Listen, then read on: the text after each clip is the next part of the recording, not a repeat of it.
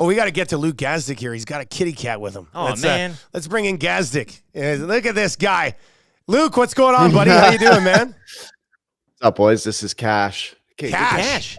Named after That's little Cash. Johnny Cash or money or why Cash? Yeah, that's Johnny Cash, buddy. That's I love any animal named after your musician. That's it for me. That's your thing, hey? Love it. Love it. Trying to think if I ever had an animal named after a musician. Well, you also had an orange cat, though, back in the day. I actually, he looked just like, I hope my wife wasn't watching. She'll get emotional because he looked just like right? Jazz, our fat old orange tabby. He was a great cat. Hated my guts. And I didn't really like him much either, but nice cat to have. You had around. respect for each other. He was my wife's cat. I married into that relationship. He never liked me. Never liked me ever. So, yeah, what are you going to do? Only so much. The Edmonton Oilers last night pumping the Washington Capitals. We'll get to Hyman in a second. We'll get to the power play in a second. Skinner saves on Ovi. We'll get to that. Connor Brown. Did you have a segment? Sorry to cut you off. You have a segment, I've Got Beef. Can we start there? Yeah, sure. What do you got beef with, buddy? What time does 10 o'clock game start?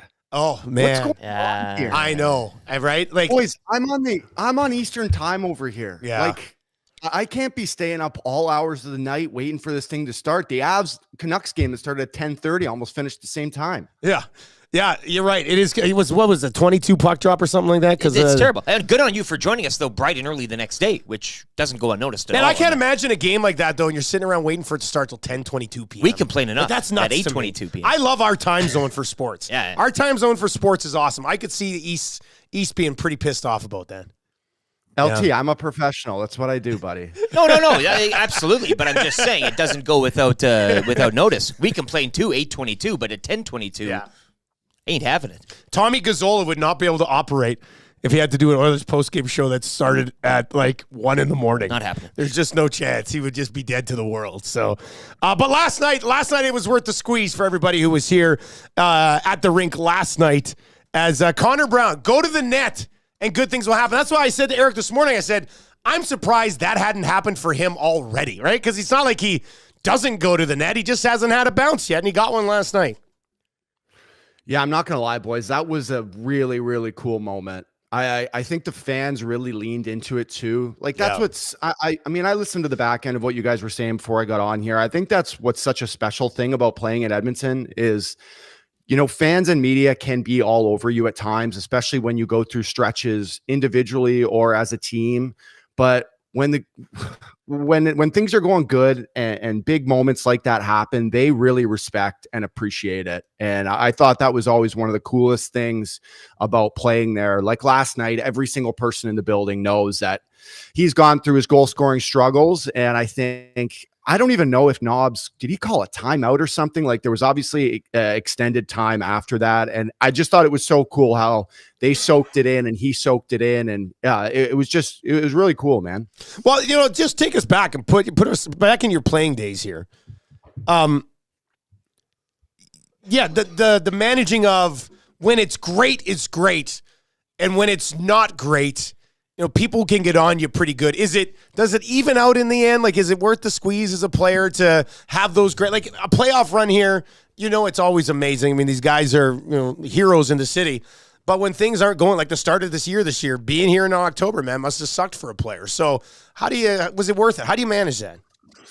Listen, man, I'll tell you, I played in a number of different spots over my career, and not everyone is like me. I think there's some guys that like to hide and like to be a lot more discreet, especially away from the rink. But I wouldn't have had it any other way than playing in a place like E-Town where you walk around and fans will stop you on the street and talk to you about hockey. You really are under the microscope. I know you guys called it the aquarium, I think I heard earlier, but listen, it can be challenging at times, especially through the dark times. I mean, when I was there, we had some tough stretches, but I wouldn't have it any other way. I would love to have a fan base like that, that's passionate and is all in for your team, rather than leaving the rink and nobody knowing who you are. I watched this firsthand when Taylor got traded to Jersey and I followed him signing in free agency. I remember asking him, because I was in the hotel and he had already moved into his place. I said, how is it in Hoboken? Are you walking around? Are people recognizing you? And he said, not one single person has come up to me yet and said, hey, are you so-and-so? So it just goes to show different markets are different for everybody. But man, I absolutely loved it. And I'll take the engaging fan base any day of the week. Well, Luke, let's get into some of these new acquisitions. And, talking to you last week, it was kind of, after the Henrique, the Carrick, and all of that. And you certainly said what you said, albeit knowing these guys in your career and previous. But what have you made a week out? Of course, a few fans this morning suggesting, too, that a lot of these guys, Henrique, haven't really been noticeable. But I don't think that's why they were brought in to be noticeable. It was just to add a little bit of insurance and the bottom to make your better guys better. What have you thought of the new acquisitions during this week? Stetcher getting some game time last night as well. Ekholm under the weather. But your thoughts on the new guys thus far a weekend?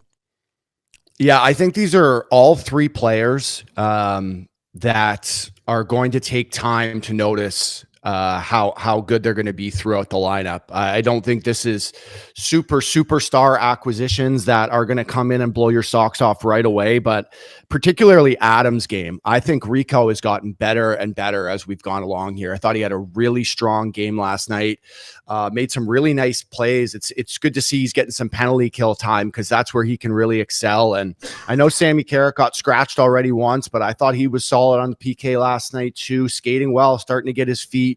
Stetch had a bit of a tough night taking the 2 tripping penalties, but we'll take that. Guys will kill that off for him. And I think these guys are just going to get better and better as we go. This is my really first hand look at Rico in a while too. Not saying I didn't watch any Ducks games this year, but I mean, just being exposed to him for the first time, watching every single shift, and he's going to bring a lot. Sometimes there were games like that for me where I had to be noticed. If I was not noticeable, I was doing something wrong. But there are particular players that sometimes it's a good thing if you don't notice them the whole game. It necessarily means that they haven't made huge mistakes. They aren't glaringly out of place. And I think that's kind of been the case a little bit, but I think we're going to see better and better hockey as we go down with these guys. I thought Stetcher got put into a bit of a tough spot tonight, having to play offside, or last night offside, kind of short notice. Not the ideal way to break yourself in with a new club, right? Also, even the mentality of it and the mental about not really knowing if you're going to play. Yeah. I would assume that, they gave him a heads up and said, listen, Eki's not feeling great. You might be going. But even that still, in my mind, that happened a number of times where they're like, hey, so-and-so's nursing this and he woke up with a cold, you might be going. That's different than walking in and seeing your number on the board and knowing you're going that night. And I think just a mentality of that, of having to jump in and it's your first game. And I mean, what a better situation for him, right? It's not, they weren't playing Colorado on Saturday night, right? You're playing Washington on a Thursday. So I thought he did as well as he could, but it can be tough to just jump in like that last minute. So with Henrique here now, they've put him the last few games on the third line with Evander Kane and then elevated Foegele and McLeod to play with Draisaitl. They scored a nice 5-on-5 goal last night. What do you make of that group? And is that something that you think will stick and come opening night of the playoffs? Draisaitl is centering McLeod and Foegele. Yeah, it's interesting in the middle six, right? I love that line that he threw together last night with Rico and Kane and Brownie. I think that has the potential. They've really been looking for this, right? They're looking for a good third checking line, and that's not even necessarily a checking line. There's a checking line that can give you some offense as well. On paper, McLeod, Foegele, Draisaitl to me doesn't look great. When I'm putting together some stuff and notes and prep, and I'm like, maybe he can play with him. It doesn't look great. I've said this before. I'll say it again. I don't love wingers playing their offside unless you're Leon Draisaitl or someone like that. It's a really hard job to do in the NHL. Everything's on your peripherals. You play the majority of the game on your backhand. It takes a special type of player to do that, but they've really excelled. You really have to kind of know what you're doing when you're playing with Leon. Just go to the net. Give him the puck, win battles, make sure he's getting the puck, and it's really worked out. And I'm just interested to see what happens with that fourth line too. They listen, if you're going to pick out one negative, and I hate to go after a fourth line because I played for them, the fourth line wasn't great last night. I think they know that. But if they're going to have any success, they got to have a four-pronged kind of attack here. So I think it's going to be interesting how Knob shuffles not only the middle and see if he keeps that together, but finds a fourth line. Listen, he said, sorry, one more thing, but he said before the game, consistency in your lineup is key. So he wants to get a lineup here and really ride them into the playoffs. So it'll be interesting to see what happens. Luke Gazdic with us from Sportsnet Mid-South Podcast as well. Did last night kind of sum up Alexander Ovechkin's season? Like, Skinner absolutely took a couple of goals off the board last night. Yeah, I think, well, it's a good way to put it. And we've watched him all year. It's obviously a step. He's a little bit of a step behind. He's starting to lose it a bit, but those are 3 grade A's. And I give Stu more of the credit for that than I do Ovi being snake bitten. Like, those were 3 massive saves. And Stu has started to do this on a consistent basis. Got to give him a lot of credit, especially last night. I think that game could have gone completely differently. 2 goals on 2 shots to start wasn't pretty, but man, for me, I want to see, I didn't want to see him score all 3 of those last night, but I'm loving watching this goal chasing record. And Stoff put it great. Him and Mac T were talking about it in between the second and third. Like, it's going to come a time here for Washington where the goals of the team are going to separate from the goals of Ovi. And it's good. We're all talking about Pittsburgh, but it's going to be interesting to watch what happens with Washington as well, because at some point they're going to have to be like, what are we doing? Yeah. 2 years left after this year at 9.5 and 55 goals back of Wayne Gretzky's record. I know in this town, and I'm assuming you're pretty fired up, but Colorado last night, 4 unanswered to come back and beat the Canucks. They have 2 days off. The Oilers have 2 days off. Then on Saturday night, it's Colorado and Edmonton. First of 3 down the stretch between these 2 clubs. I mean, I can't. That should be an incredible hockey game, right? It's going to be unreal. There's just certain games that, when I was a player and now working as an analyst, that you literally circle on the calendar ahead of time as you're looking at the schedule and going about your business. And this is one of them, man. They scored 4 unanswered against Calgary 2 the night before. And this is a team that's on a back-to-back last night. Like, yeah, back-to-backs in the NHL are no joke. I know people like to poke fun at that. Oh, you fly on a charter and you stay in nice hotels and you have all the food in the world. But playing back-to-back games in the NHL is a hard task to accomplish. And to score 4 like that, they got 1, 3 seconds left in the second, but that's who this team is. Those 2 guys in McKinnon and McCarr can change the dynamic and flow of a game instantly, like at the snap of a fingers. Nate has been unreal to watch this year. And every time I turn on the Avs, I find myself just staring at number 8, just watching McCarr. And I know. Just thinking, like, there's nobody that I've seen play defense like this. It's unbelievable. And so they can go quiet a little bit.